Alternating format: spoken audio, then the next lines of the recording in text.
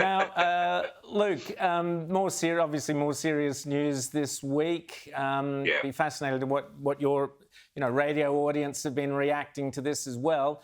There's a dreadful situation in Ukraine. We saw the horrible images coming out of the Mariupol theatre. This was a yeah. place housing hundreds of children and families. It was bombed overnight by Russian forces. Yeah. What did you make and your listeners make of it, Luke?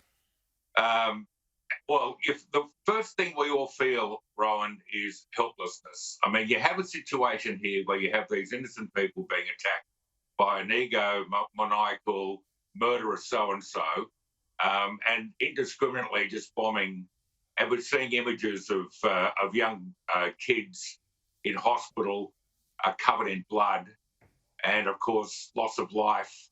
But there's and you want to do something. We should be able to do something. I mean, the combined might of the world should be able to say, righto, you don't get to do that on this planet in 2022, cop this. But of course, all those say we're frightened about what happens next, and with good reason, I guess. I think this bloke is to some extent out of control.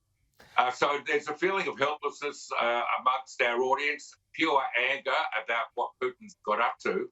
But I don't know what you think of this, Rowan. There was a moment yesterday where Putin seemed to be in a televised moment saying to those around him or insisting that, keep the faith, stick with me. He won't tolerate anyone who goes soft on all of this.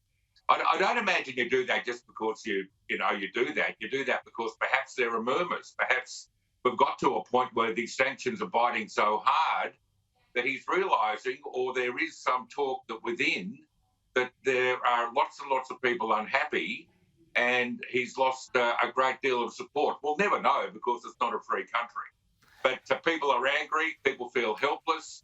On the one hand, they want to see the West do more, but on the other hand, they understand that this bloke is so unhinged, you wouldn't know what he'd do next.